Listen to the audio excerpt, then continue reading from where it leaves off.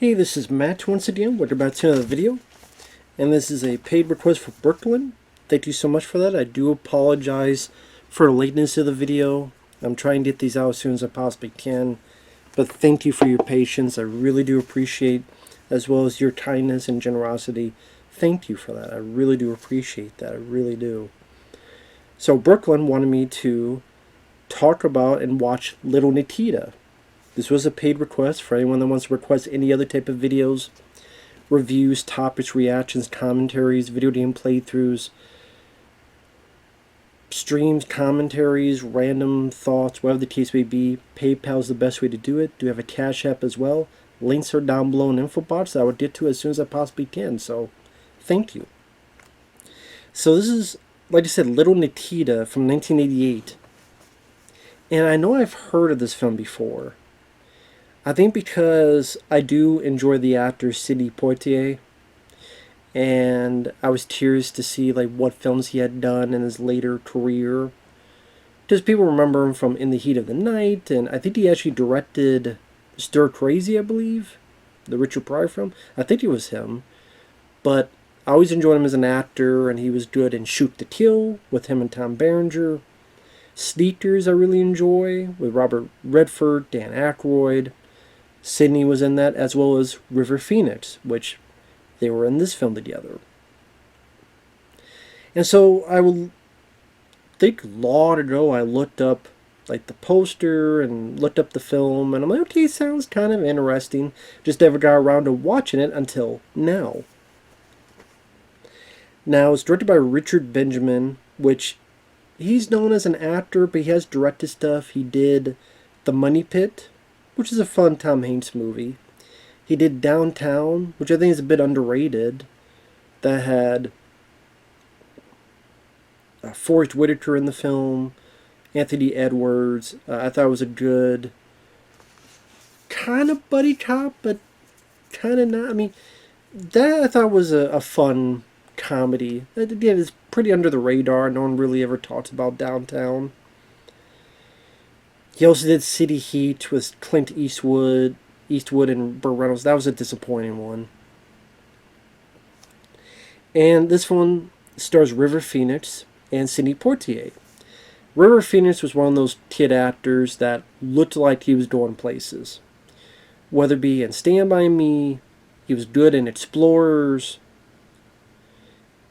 even The Mosquito Coast, which I reviewed not too long ago, that came out before this.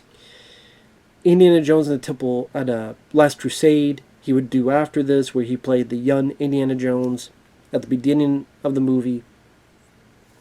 Of course, later he would reteam with Sidney, like I said, in Sneakers. And sadly, his life was just cut short. Just pretty sad.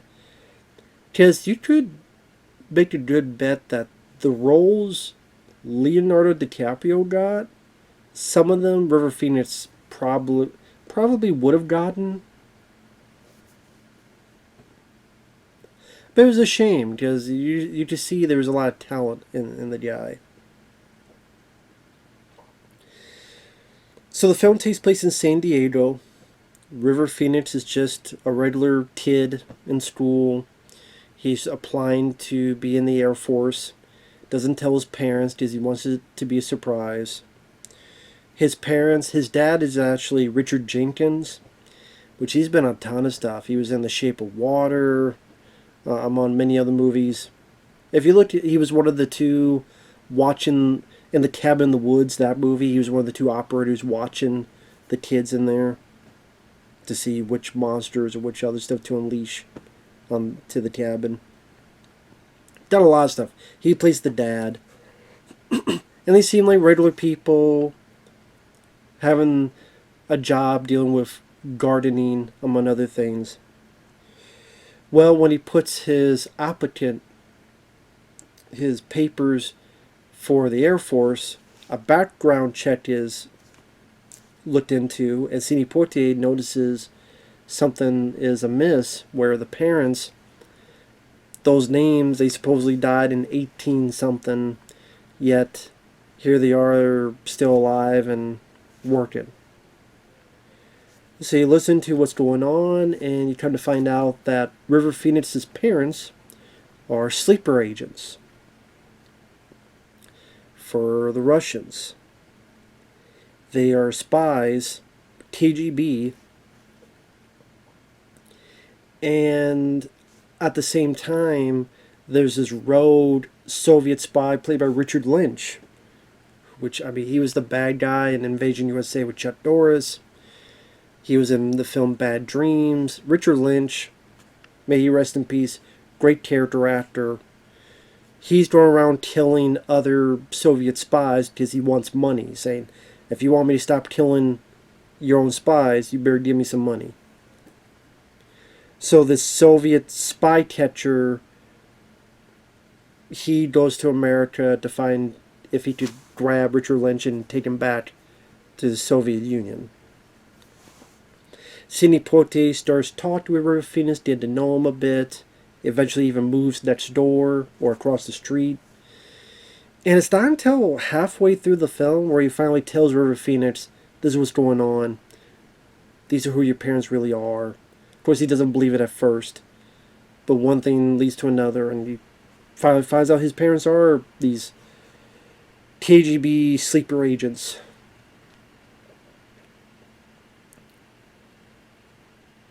I know it was a tough time for me to get through that, because honestly, this movie was fucking boring. This movie was boring, and I had to see why no one ever talks about this fucking movie. At Brooklyn, if you liked it, that's cool. Teach their own. We like different things. We're all not going to like and dislike the same thing. This one, though, was disappointing. And River Phoenix and Sidney Poitier, I don't think they are the problem. River Phoenix, I mean, he's the next door, all-American boy. He does what he can. He has a girlfriend. He hangs out with his friends from time to time. Likes to drive his truck. I mean, he's just the regular guy. But Sidney Poitier, very capable actor. But it feels like this film just way too much of a slow burn, with not enough interesting stuff happening to lead up to it. Just the first half is just Sidney kind of asking him random questions. Do you like boys? Do you like girls? Oh yeah, I like girls. I love girls. Do you have a girlfriend? Well, yeah, kind of, yeah.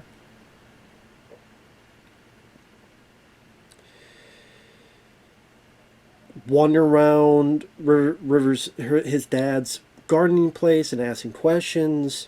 Are you moving across the street?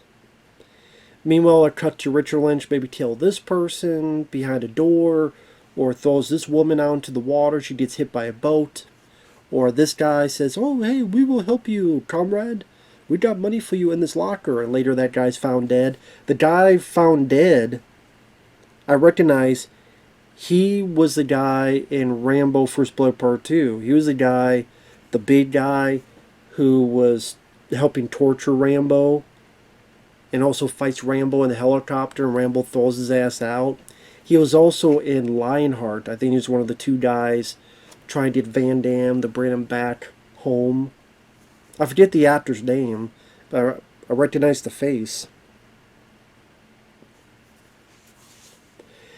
And really, for the first half of the movie, that's all that happens. That's literally all that happens. It just feels like it's going in slow motion.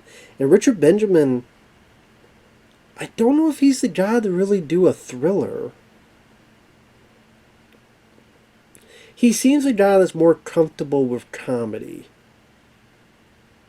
And, I mean, with action, it depends. City Heat wasn't that good, but Downtown I thought he did a better job at. But thriller is not his forte. Some of the music choices seem a bit too over the top or too overzealous with the musical notes. The pacing is a big slog to sit through. Where, I mean, if you just looked at the poster, you kind of know what the plot is. You're just waiting for that to kick in. And I think that should have been much sooner. What it should have been is much quicker. River finds out that his parents are spies, and then the rest of the movie is, does he confront his parents? But if he confronts his parents, will they leave? Will something else happen? Can he trust people who has lied to him all his entire life? He loves America, he apple pie and all that stuff. But then here's his parents, and honestly, I think this would have been a more interesting story if his parents were the villains. Because that would have brought a much more interesting dilemma where the parents love the kid, but they're for Russia and they stick to their KGB spy work. But then you have a kid who loves his parents, but then loves his country. He grew up with his country. His friends are Americans. Maybe if he, in a different script, he had a job or school, whatever, teachers he cares for, they're Americans. So it's like, they haven't done anything wrong. And I don't believe in your principles because I believe in the American principles. And so you have the parents, like they don't want to hurt their kid, but at the same time, this has been their job. And you say almost like they're brainwashed into thinking this way, or however you want to put it. And then Sidney Poitier is like, okay, you can have it where these are her parents, but Sidney Poitier could be his friend who's never lied to him. And so it's like, well, I can't trust you because these are my parents. I've known them my whole life, but then they lied to me my whole life. And then that could be more of a dilemma. Am I Russian? Am I American? They're going with my parents because they're my parents, but then here's this guy who's telling me the truth and never lying to me. And really work on the friendship. Like if the River Phoenix Sidney Poitier friendship became like Iron Eagle between the lead guy and Cappy, Louis Gossett Jr.'s character. And maybe if he was an FBI, maybe it was a guy who's a teacher or someone, and he knew,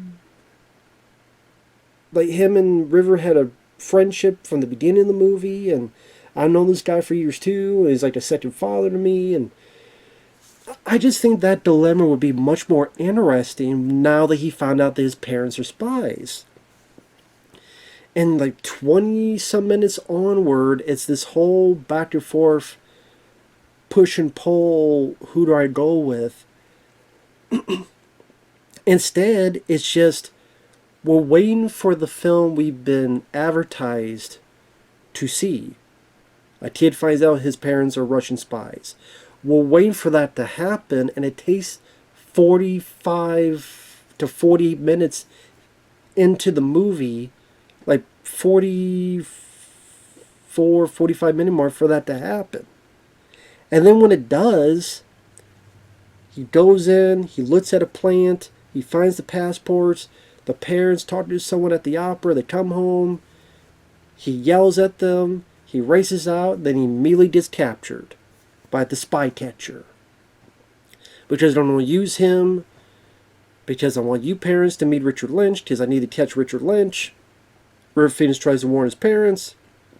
Sidney Poitier follows, wounds Richard Lynch. The Soviet spy is now taking, the spy teacher is now taking River Phoenix hostage when he should be just going after Richard Lynch.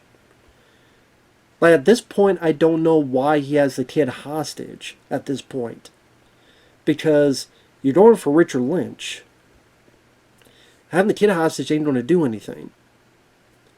But it's just so that when you get to, after this chase, which is one of the only action bits in the movie, which, I don't know, the chase wasn't really that exciting either. Where the parents are in a vehicle, and River Phoenix and the guy are on the train. Sidney Poitier gets there as well. Because Sidney Poitier has Richard Lynch. So I guess maybe the guy knows that, and it's like, I'm going to keep River Phoenix. I guess that's the case. He knows that was going to happen.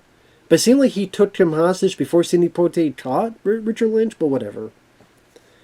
Anyway, Sidney Poitier has Richard Lynch. The spy guy has River Phoenix. Let's make a switch. on the train, they do so. So Sophie Spy's got Richard Lynch, who he wanted, and Sidney's got River Phoenix, who's with the parents. They walk on a bridge. Richard Lynch tries to throw River Phoenix off. Sidney Poitier and the Soviet spy guy shoot Richard Lynch. We need to get you across, because if there's a big kerfluffle, then your parents will be caught and they'll be in trouble. So Sidney Poitier helps, and the spy guy gets with Richard Lynch's body, and they go away. River Phoenix hugs his family, walks over with his family, and the movie ends. And I'm like, not even a final goodbye, handshake, thank you between you and Sidney Poitier. They even like, hey, it's nice to meet you. Hope I never see you again. Like, nothing of that nature. Like, you never get a sense of camaraderie between Sidney Poitier and River Phoenix. Maybe that's on purpose, but I think that could have been a bit more interesting friendship development. And then we have River Phoenix. Like, River Phoenix more contemplating about his parents being spies and what does that mean about him. As soon as he finds out, within 10 minutes he's captured, and now we're in this little bit of action thing, which wasn't that exciting.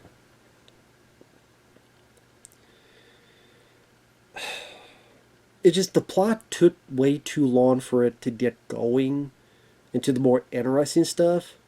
And then when it does, it kind of just rushes through it.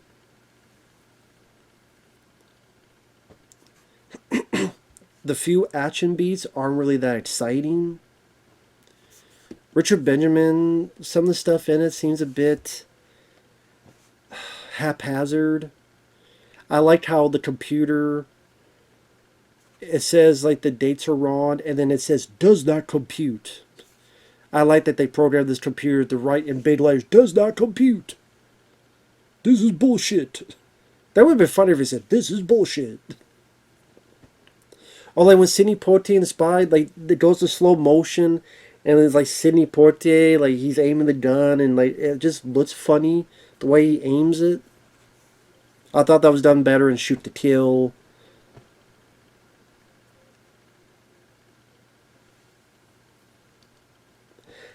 And for me, if I want to see Sidney and River Phoenix in a film together, I thought Sneakers was a better thriller, made by a guy who knew a bit more. I mean, I'm bad with names, so let me get the name of that guy. Because I'm bad with names. Phil Alden Robinson, who helped write the film. And this is the guy who did Field of Dreams, which I enjoyed.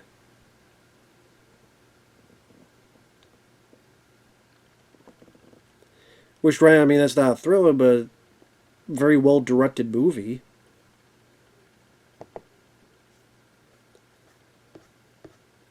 And if I want to see an action film with Sidney Poitier, I watch Shoot to Kill. So I just think there are better options. There's not a whole lot to really get from this movie. I think the idea of a kid one day finding out that his parents are spies is an interesting ordeal, but you spend way too fucking long to get to that goalpost. Then once you do, you rush through what could be the more interesting bits of the story, like I was saying before, and then you rush to this finale that just seems almost anticlimactic. There's a little car chase and a switch, and then a little shooting, and then that's it. And again, even the very end, like River Phoenix is not going to have any final words with Sidney Poitier, or hey, you guys still lied to me for all these years. We have a shitload to talk about.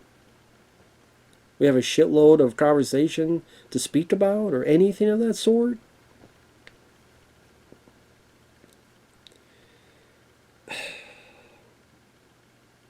Just a boring film. Too long of a slow burn and not enough of a payoff. That's just how I view it. If people disagree, that's fine. Like I said, I get why I hear no one ever talk about this film. It's for those reasons. Again, Brooklyn disagrees. That's cool. I'm glad you liked the film. But again, River Phoenix, Stand By Me, what is it? Even Explorers. I don't like the ending of Explorers, but I'd rather watch that over this. Just I think the ending, they fucked up. But Explorers, the first 2/3, I'd rather watch than this movie. I already mentioned the Sidney Poitier stuff. So, it feels like there's a lot more tension you could get out of this. A lot more suspense. A lot more intrigue you get out of this. Maybe if you had someone like Richard Franklin, who did Cloak and Dagger and Psycho 2 and Road Games, a guy who really knows how to handle suspense, if you had someone like that among other directors, Richard Benjamin, I just think, was the wrong director for this movie. I did a guy that's known for... Like, what all did Richard Benjamin do directing? I'll look that up real quick.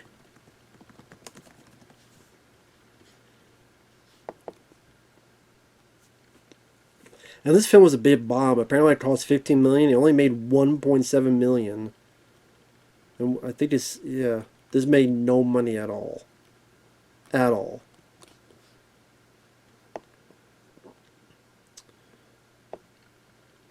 Oh, one thing of note that was interesting, one of the people who is buddies with Sidney Poitier is Jerry Hardin, who I remember as the original informant Deep Throat in X-Files, the first season 2 of the X-Files.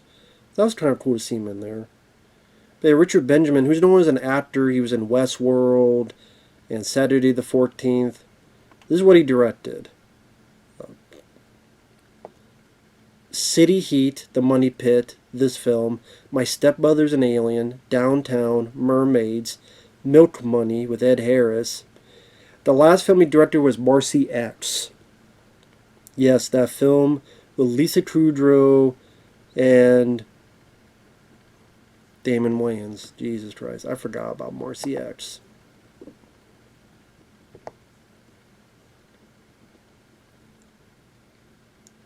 And that's the thing, the writers of the film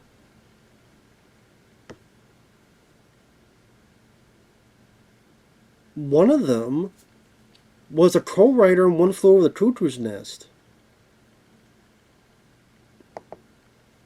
And then the other writer, that was Bo Goldman. The other writer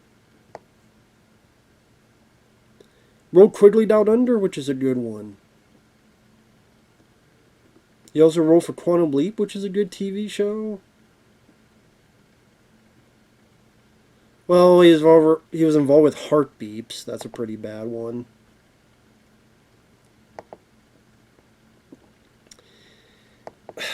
But yeah, this film just did nothing for me.